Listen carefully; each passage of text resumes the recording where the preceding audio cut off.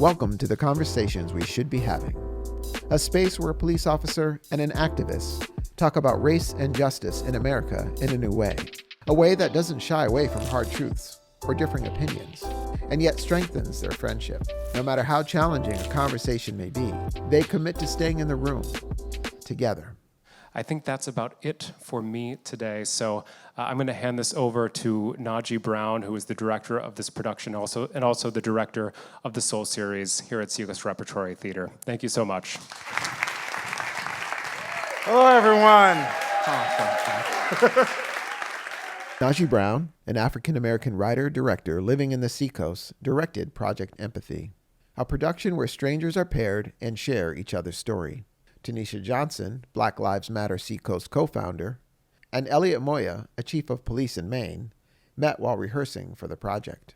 As for the rest of us, we met them on opening night. Thank you.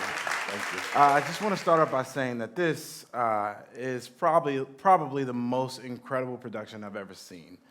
And especially, definitely the most incredible production I've ever worked on. And after seeing this today, I feel like you will feel the same way.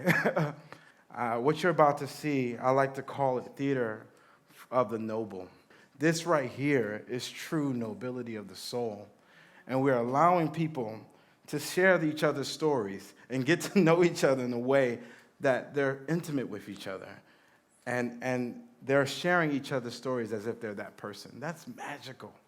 That is magical. It's in the spirit of many people. It's on the backs of those people that dreamed of seeing a police officer and an activist come together on the stage to share each other's stories. That's the spirit that we're bringing this to you today. I just right now would like to present to you Project Empathy. Thank you. I want to talk about Project Empathy because you kind of just said it a little bit, but I know you didn't want any part of working with me and Project. I mean, let's just be honest. Well, don't say it like that. That sounds so negative. Okay, I'm a positive person. I think I saw it as the cliche, right? Yeah. The cliche of BLM person or Black person, whatever, working with the police officer, right? So it's not that I didn't want to, I saw it as cliche, right? And I was like, this is going to turn out to be some weird thing. And, I don't know. And I'm already like, I'm not a vulnerable person. Everybody who knows me knows I'm not a vulnerable person. So I was like, now I got to share a story and talk to this guy. So it might even have been a little bit of fear on my part too. Yeah. Fear of sharing myself to the world, to you, in the profession that you are, and then what would that reaction be? The strong Black woman. It's the armor we wear. It's the protection we have for ourselves against the world of discrimination. It's an obligation to always be strong, to suppress emotions, to resist being vulnerable, to succeed, and to help our people. It's resilience, but honestly, do we ever really let go of anything? Resilient. How about over-resilient? When is enough enough? My rubber band is stretched and out of shape. I have carried around the weight of not being wanted, the feeling of being less than and not worthy, of being left behind. But one can always pinpoint when we start to take on the resilience, take on the personal of the strong Black woman. What was I going to learn from you? Because we know what empathy means. So I knew what the goal was coming in, but I was like, am I really going to be able to learn something from him? Is this going to be a waste of my time at the end of the day? So I had all of these questions around that whole fear and vulnerability and the relationship and what was going to happen at the end. But I think I got over it. Like everyone, I'm so many things. A husband, father, brother, uncle, avid New York Mets fan, a veteran of the United States Armed Forces, and I'm also a police officer.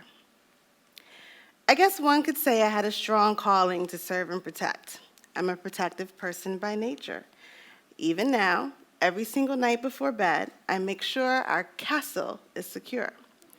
I check every door is locked, the stove is off, and maybe even spot check a window or two. And so what if I may have a video monitor to listen to my 4-year-old? I mean, what if she falls out of bed or gets thirsty at night? I'll be ready. Some may consider this paranoia. I call it preparedness. You know, Project Empathy, essentially, we had to write our stories, not our stories, but a story that, kind of, came to us, true story. And then you read my story, I read yours. And yeah, I thought it was super powerful. And I wanted to, every time I read your story or letter, I don't know what we call it. I guess story, right? Let's go with story. I like it. Every time I read your story, I felt like I was finding something new, or I just wanted to do it. You know what I mean? I wanted to do right by you.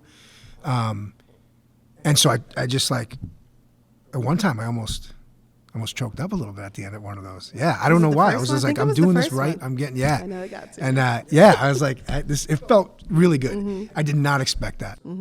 Losing a child really impacts a woman. Losing a twin child at almost 5 months, still birthing one twin, that's something you never let go of.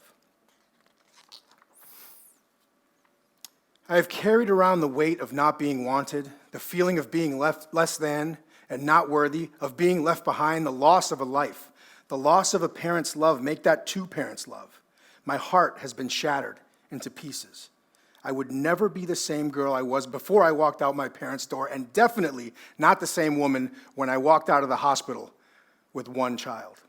6 months ago, if I'd be considering the chief of police to be somebody I consider like a brother now, family, I'd be like, abolish the police. That's where we're at, right? Yeah.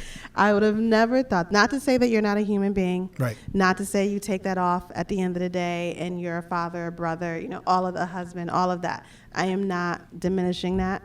I would tell you probably not, because of where I'm at right now in my stage of this, activism, so to speak. But having this relationship that we've had, I've got to see, or I should say, I've gotten a reminder, right, of the human who takes off the blue.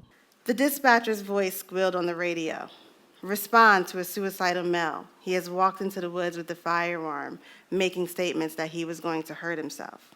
He was a combat veteran of the U.S. military, and coincidentally, it was the 4th of July. As I drive to the call fast but safe, I must play fortune teller and predict what may happen. We are trained to have an action plan. And as I run through multiple scenarios in my head, the wave of adrenaline runs through my body. My heart is pounding, my muscles are tense, but I have to remain calm and collected. I must be prepared for anything. I hope this isn't suicide by cop. Be prepared for anything. I am not ready to die. My family needs me. I arrived and began to call his name into the night, asking him to come out of the woods. And after some time passed, he emerged from the wood line. He had a gun in his hand, and with my firearm drawn, I yelled to him, "Drop the weapon." He continued to walk towards me with the gun still in hand, and my mind was racing with only one thought. Am I going to fire on this man? I was scared. Nobody died that night. But how would I feel today if I had fired? Would I be the same person today? I don't know. I'm grateful for that tree, because that night, Mother Nature intervened. Even right now, I feel nervous, right? I feel a little bit, even though you and I have hung out, we've, had some laughs, but right now in this moment right here, I was like, I feel like we need to do this a few more times. What's our goal? What do we want to accomplish here? I think for me, and I hope for us, the goal first is to show that this empathy thing is a legit thing, right? This empathy thing really sparks relationships or forms relationships and allows people who ordinarily might not have crossed paths for whatever reason that may be, gave the opportunity for this, right? But then there's also so many things going on in the world, and there are so many different views on it, And if two people who may have different perspectives, for whatever reason that may be, could be how we were raised, where we were raised, all of that, if we could come together and really show how to listen to one another, maybe even agree to disagree, or even enlighten one another to get to a different point of view, whether it's the right or wrong one, I don't know, who's to say.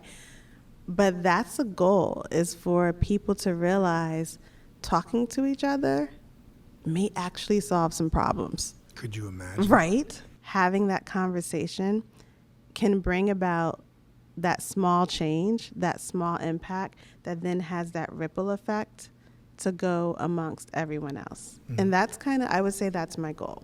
Next time, just talk to them and then listen. So, I think we talked about unity, right? And that's kind of what I think we're trying to model here. So where or how, or is this already happening? Where does BLM and the police unify? Because it's not there now.